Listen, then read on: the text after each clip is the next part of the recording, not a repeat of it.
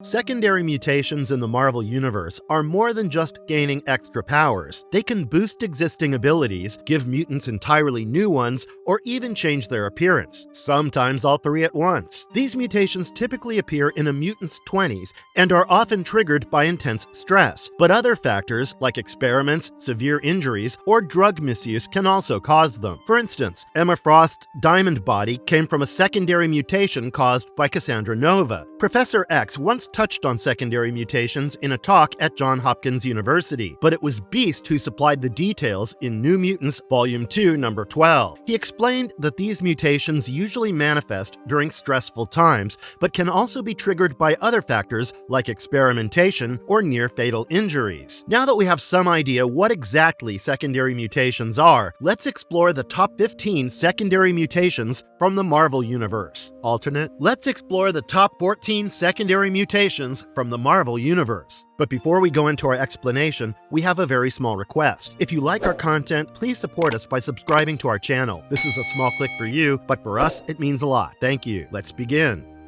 Carmela Unision. In the Ultimate Universe, Magneto ran the Acolytes with Exodus as his second-in-command. Carmela Unision was a part of this group as a super loyal member who was passionate about Magneto's cause. Needless to say, she often fought the X-Men, Excalibur, and other heroes. She and her team found a young mutant named Simon Hall, aka Neophyte, in an abandoned Swiss church and brought him to Avalon. When Avalon fell during a battle between the Holocaust and Exodus, Carmela, along with Scanner, Joanna Cargill, and the Kleinstocks, ended up trapped in an escape pod with Cyclops. Carmela used her powers to keep them safe during re-entry into Earth's atmosphere. They landed in the Australian outback, and to get to safety, they made a deal with Cyclops to turn themselves into government custody. They eventually escaped and reunited with Magneto in Genosha. Unision was one of the few mutants who managed to return after M-Day. She came back along with other acolytes to attack the X-Mansion in order to steal Destiny's diaries under Mr. Sinister's orders. They got tricked and stole fake diaries instead. She even fought armor during a clash with the X-Men, Kitty Pryde, and her old teammate Colossus.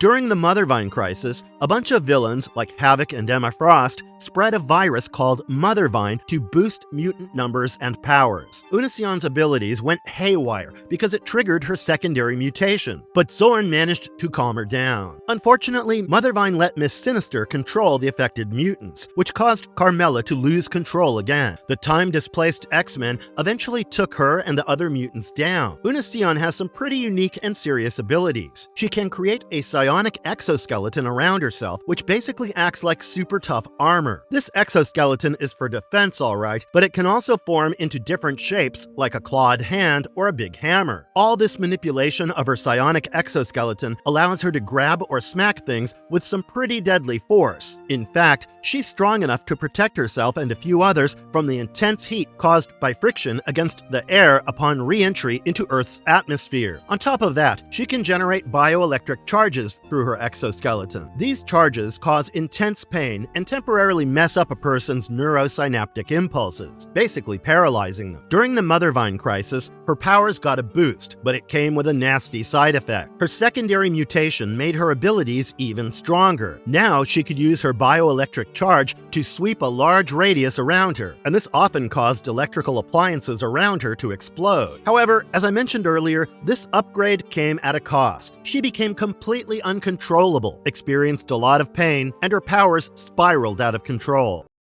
Emma Frost. Although the live-action movies don't do her justice, Emma Frost is clearly one of the most important mutants in the Marvel Universe. Well known for being the White Queen of the Hellfire Club and sometimes running Xavier's School for Gifted Youngsters, she came from a wealthy Boston family but ditched them to build her own financial empire with Frost International. Not quite a fan of being the good guy, Emma was a prominent member and often the leader of the Hellfire Club's inner circle. She even ran the Massachusetts Academy and secretly trained young mutants for her own group, the Hellions. She was a big-time rival of Charles Xavier's X-Men and often clashed with young mutants like Kitty Pryde and members of the New Mutants and New Warriors. But after the Hellions died, she had a change of heart and joined hands with Xavier. She even became the co-headmistress at Xavier's school, where she trained the new generation of mutants called Generation X. Later, she survived the Genosian genocide thanks to her new diamond diamond form ability and continued serving the X-Men and the mutant community as one of its leaders. As for her powers, she is a top-tier telepath and is comparable to Charles Xavier. As an Omega-level telepath, she's one of the few who can flawlessly alter minds. She's held her own against heavy hitters like Exodus and even outmatched powerful telepaths like a young Nate Gray and Rachel Summers. Emma can do all the standard telepathic stuff like sending and receiving thoughts, mind control, messing with perceptions and memories, and shooting out psionic blasts that cause mental pain or knock people out. She can also astral project and modify brain engrams. Emma Frost's secondary mutation let her transform into a flexible organic diamond, kind of like Colossus's steel form. She has to change her whole body at once and can stay like that indefinitely, but if she gets knocked out, she'll revert to normal. In this diamond state, Emma turns cold-hearted and loses her empathy. Plus, she can't use her telepathy in this form. In her diamond form, Emma's physical strength reaches superhuman levels. She also has near-limitless stamina since her muscles don't produce fatigue toxins. Her diamond body is tough enough to handle serious impacts without injury. She's taken hits from young Cyclops, the Hulk, and even blasts from the Dreaming Celestial. However, that blast broke her arm off, but it showed how powerful she is, as even a juggernaut-powered Colossus seemed like a ragdoll before the Dreaming Celestial. To be honest, you expect all this from her when she's in the diamond form because, as an element, diamond is the strongest naturally occurring substance. Frederick Dukes. Fred Dukes, aka the Blob, is a mutant with superhuman strength, durability, and the ability to become almost immovable by increasing his mass. Although Frederick discovered his powers during puberty, he struggled with the insecurity that came with his powers, and his learning disability didn't do him any good either. Initially, he used his abilities as a carnival performer until he ran into the X-Men. He met Jean Grey and clashed with the team, but rejected Professor X's offer to join and went back to the carnival. Anyway, that does not mean Frederick remained alone. He was later recruited by Magneto into the Brotherhood of Evil Mutants, with Toad, Mastermind, Quicksilver, and Scarlet Witch. In his journey as a member of the Brotherhood, he's fought the X-Men, X-Factor, and the Avengers. He found some stability with the government-sanctioned Freedom Force, but you know how it is. Once you taste something that's not good for you, you want more of the same. So he rejoined the Brotherhood under Mystique and was even a part of their failed attempt to kill Senator Robert Kelly. Anyway, after M-Day, Blob lost his mutant abilities and found himself with loose skin. Naturally, he couldn't take it and went through a series of mental breakdowns. He eventually regained his powers through mutant growth hormone manipulations. Later, Miss Sinister's experiments with Mothervine gave him a secondary mutation, which allowed him to stretch his body. But like most secondary mutations caused by Mothervine, Blob's power was unstable and led to his disintegration. But it's really hard for people to die in comic books, so Blob's body was later reconstituted, and he showed up again with other mutants under Miss Sinister's control. He helped attack Magneto's X-Men to stop them from interfering with Miss Sinister's global Mothervine plan. Ultimately, the X-Men defeated and restrained Miss Sinister's mutants. Additionally, Blob was reborn in a reality created by X-Man using the Life Seed, where he served in Department X. This whole reality had one major rule: no mutants would make love and reproduce, and Blob was one of the enforcers of this law. However, unlike his usual self, this version of Blob was kind, and even had a romantic interest in Psylocke. Henry McCoy. We always see Beast all furry and beastly, but he didn't start out that way. Hank McCoy, aka Beast, initially just had oversized feet. After leaving the X-Men, he became a genetic researcher at the Brand Corporation, which was a part of Roxxon Oil. Here, he worked under Dr. Carl Maddox and even dated his assistant, Linda Donaldson. It wasn't before long that Hank discovered a hormone that could trigger mutations, which is what led to the discovery of the mutant growth hormone. Jealous, Dr. Maddox tried to steal Hank's research. But Hank did not want his hard work to go to waste, and in order to protect his work, Hank took his own serum and transformed dramatically. He grew gray fur, bigger muscles, pointed ears, claws, and fangs. The serum also amped up his agility, endurance, speed, strength, senses, and healing. After stopping a security guard from stealing his research, Hank realized he couldn't reverse the serum's effects and was stuck in his beastly form. When he confronted Maddox, Linda shot medics as she was secretly working for the Secret Empire. Well, that's quite a secret. To keep a normal life, Hank wore a synthetic mask, gloves, and a harness to improve his posture. This helped hide his new look, but security head Robert Baxter often got suspicious and was almost always on his tail. Originally, teenage Hank could lift about 1 ton, but after his transformation, his strength increased tenfold. Now he could smash through brick walls, toss cars, and twist iron barbells.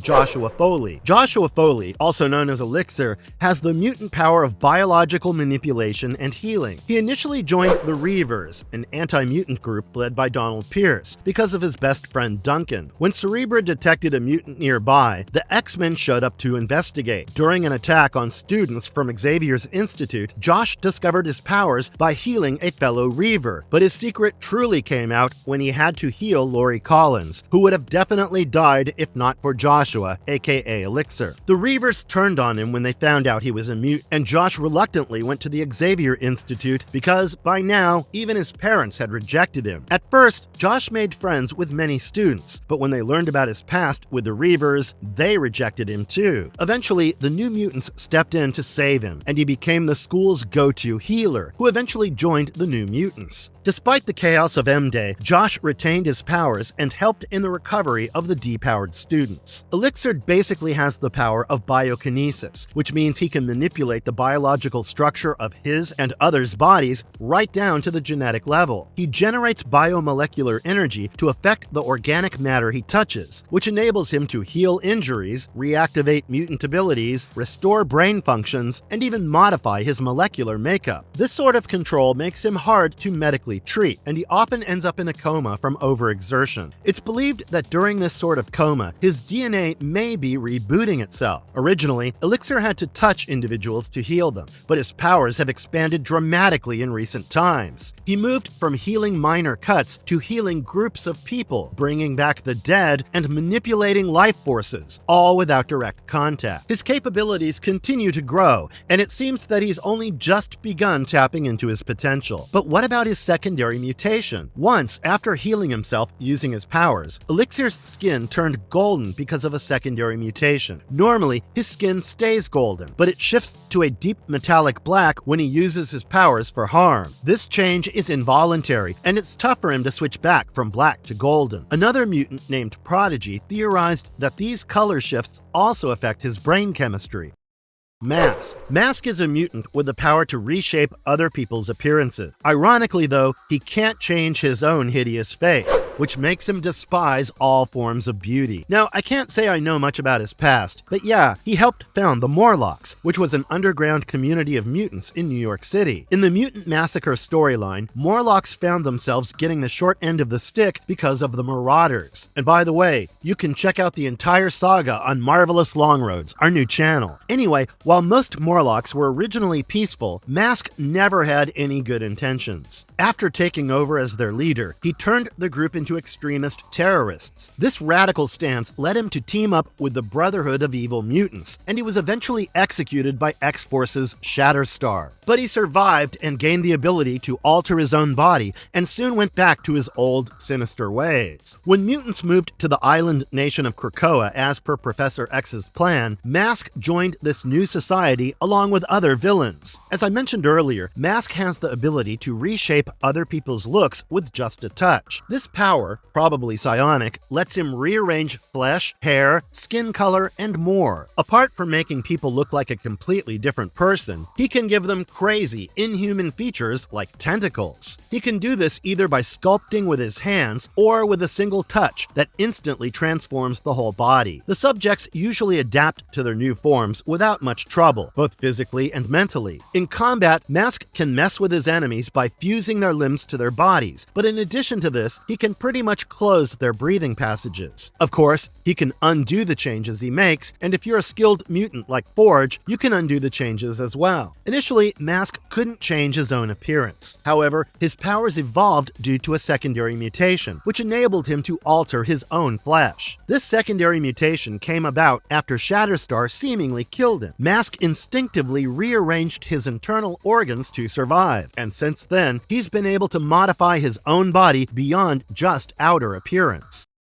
Mortimer Toynbee. Born in York, England, he was deformed from infancy and abandoned by his parents so early he couldn't remember them. As a young adult, he ended up as a test subject for the Black Womb Project run by Amanda Mueller in Alamogordo. Mueller decided to observe his natural development, but she labeled him a mutant reject because of his flawed genetics. Toynbee was eventually placed in an orphanage, where he was relentlessly bullied for his looks, unusual physique, and leaping ability. Later, Toynbee was nearly lynched in Manchester, but was saved by Magneto, the master of magnetism. He saw potential in Toynbee and recruited him as one of the first members of the Brotherhood of Evil Mutants. And it was Magneto who gave Toynbee the moniker of Toad because of his abilities, appearance, and personality. Despite giving him shelter and purpose, Magneto treated Toad like a jester and often expected blind obedience. Curiously, Toad was pathetically devoted to Magneto and ignored the continual verbal and physical abuse. After moving to New Tian, Toad developed a secondary mutation that lets him shoot fire from his tongue. Imagine a fire-breathing frog. That would give me the creeps for sure. The exact temperature and properties of his flames aren't known yet, but Toad was labeled a significant threat by the Office of National Emergency, with a power score of 4.2, higher than Iceman's 3.2. So Toad is way more than just a humanoid frog. Toad has no formal combat training, but his natural abilities make him a strong and able fighter. Additionally, years of serving Magneto and fighting the X-Men have sharpened his combat skills. You'd be surprised to know that he's also a machinery whiz and has even built a robotic battlesuit that boosts his strength, shoots lightning, and comes with turbo blasters, poison gas projectors, and a self-teleportation device. Plus, he's used a strength-enhancing exoskeleton made of pure energy. So yeah, Toad is much more than he seems. Oh, and I'm sure you're aware that he's set to appear in Deadpool and Wolverine.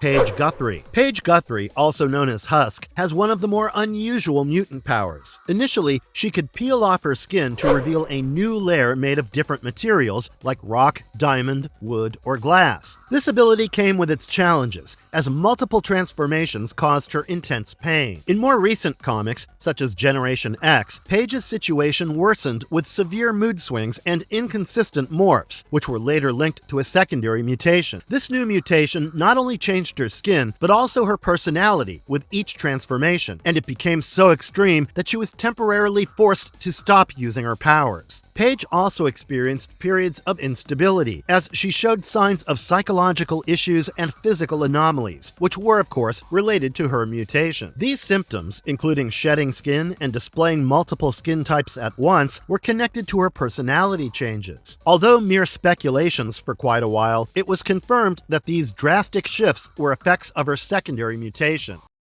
Quintivius Quire. Quintivius Quentin Quirinius Quire, aka Kid Omega, is an Omega-level telepath and one of the top telekinetics and psions around. I mean, he's someone who can't just fight the Professor, but has the ability to defeat the old man. Quentin even has ties to the Phoenix Force because he's served as its avatar and is basically seen as its future host in his older form. But Quentin was a troublemaker from the beginning. He attacked Professor X and incited a riot against humans, which some X-Mansion students joined. He was eventually subdued, but during the fight, he got blown through a wall by a telepathic shockwave. Before this, Quentin had OD'd on a drug called Kit. His body couldn't handle the overload of his own psionic energy, which basically led to a secondary mutation where his brain turned into faster-than-light energy, linking him telepathically to everyone on Earth. Professor X called Zorn, who exposed Quentin to his star-like head, which seemingly killed Quentin. However, Quentin wasn't really gone. He existed as energy in a containment unit in Beast's lab. When the Phoenix Force returned, it mistook him for Jean Grey, but quickly moved on. However, the Phoenix Force's presence revived Quentin, and he didn't waste any time in getting himself a new and reformed body. After this, he tried to resurrect his love, Sophie, but failed. Instead, he went after the Phoenix when it resurrected Jean Grey, who then inhabited Emma Frost. Oh, and if you're wondering, Quire's non-corporeal form that existed as a disembodied consciousness was the result of the secondary mutation, which was initiated because of the kick drug. Rahne Sinclair. Rahne Sinclair was born in the North Highlands of Ullapool, Scotland. Now, what makes her birth interesting is that she was delivered by Dr. Moira McTaggart, who lived nearby. Unfortunately, Rahne's mother died in childbirth, so Rahne never knew her. Her father, Reverend Craig, a Presbyterian minister, raised her as an orphan, but this guy never really told her that he was her biological father. In fact, his harsh treatment and strict religious upbringing were attempts to compensate for his own moral failings. When Rahne's mutant power of lycanthropy manifested, the locals mistook her for a werewolf. To make it worse, Reverend Craig joined the others in chasing her across the Scottish Highlands. She fell unconscious and reverted to her naked human form at the feet of Dr. McTaggart, who saved her from the mob. Dr. McTaggart became a surrogate mother to Rahne and took her to America to be schooled by Professor Charles Xavier. Rahne's lycanthropy allows her to transform into a wolf, but she's not a traditional werewolf. She retains her human consciousness and memory in her wolf and transitional forms. In her transitional form, she can stand erect, use her hands, and also run on all fours like a wolf. Her wolf-human hybrid form makes her taller, stronger, and heavier than her human form, which means that she can also manipulate her mass. After further artificial mutation on Genosha, she could reach roughly 8 feet tall and weigh over 400 pounds in her transitional form, and in full lupine form, she could stand about 12 feet tall and weigh over 1,000 pounds. Her path eventually led her to X Factor and then to the British team Excalibur, and eventually she became a teacher at Xavier's School for Gifted Youngsters. So that's quite a trajectory. Work-wise, at Xavier's, she led the Paragon Squad. During Hydra's takeover of the United States, mutants were relocated to New Tian. Rahne joined a strike team under Emma Frost, who secretly ran New Tian. Here, she was exposed to Mother Vine, which triggered a secondary mutation. This mutation allowed her to extend her claws in wolf form and split into a pack of 5 smaller wolves. Richard Gill. Wildside was a founding member of the Mutant Liberation Front, a terrorist group led by Stripe. One of the first big things they did was breaking New Mutants members Rusty and Skids out of prison. Both of them joined their rescuers, the MLF, but it turned out they were being controlled by neural implants. Later, when Cable took over the New Mutants and turned them into X-Force, things became further complicated. During one mission, X-Force stumbled upon an MLF base. A fight ensued with Wildside, Forearm, Reaper, and others, which nearly cost X-Force their lives when Strife ordered the base's destruction. In another mission, Wildside and the MLF got into a brawl with X-Factor while busting out the Nasty Boys Slab and Hairbag. He also led an attack on a clinic that promoted in utero mutant testing and elimination. Later, Garrison Kane ran into Wildside, Forearm, and Sumo in the Canadian mountains, and ended up getting tortured after following them through a teleportation portal. Wildside's primary power is inducing hallucinations that mess with a person's sense of reality, likely through telepathy. He also has sharp claws, superhuman agility, and reflexes. Thanks to Mother Vine, his powers not only returned, but got an upgrade. Now, he can solidify hallucinations, which made them real to his victims and himself, as long as he remained conscious. This new ability made his illusions tangible, so you could say that he got the power to turn nightmares into reality, which basically makes him the most upgraded and sinister version of Freddy Krueger.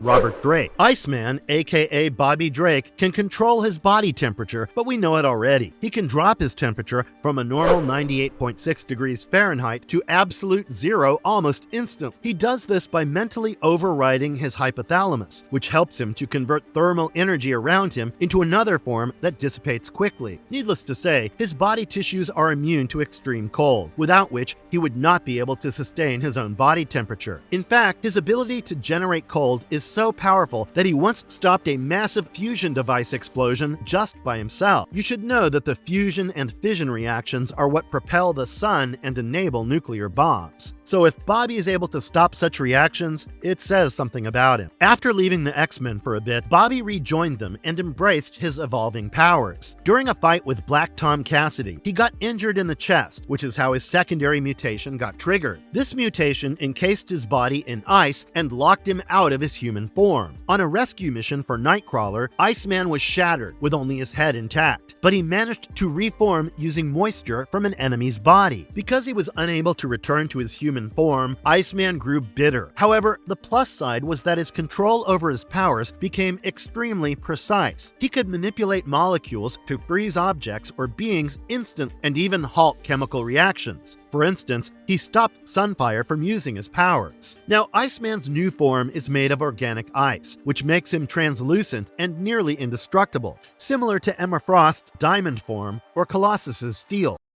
Sebastian Shaw. If you've kept up with the X-Men movies, shows, or comics, you know the Hellfire Club is more than just a club for the rich. Its inner circle is packed with ambitious people who only have one thing in mind: global dominance and control. And of course, the most important member of this supervillain team has to be Sebastian Shaw, often called the Black King. Shaw even funded the Sentinel program to keep tabs on the mutant-killing bots, but he wasn't above using them for his own gain. In the Krakoan era, Shaw became the Black King of the Hellfire Trading Company, working with Emma Frost and Kate Pryde, the White and Red Queens, to distribute Krakoan flowers and medicines worldwide. However, his relationships with Pryde and Frost were not very stable, to say the least. Shaw was behind Pryde's apparent death during a mission, but she was later revived. In revenge, Pryde, along with Lockheed and Frost, attacked Shaw, who eventually recovered. As a mutant, Shaw is pretty powerful. He can absorb energy from any contact, like punches or bullets, and convert it to strength, stamina, durability, healing, and even the ability to stay awake indefinitely. His secondary mutation lets him absorb ambient energy to unleash blasts and waves. But his powers do have a limit. Too much energy can overload him.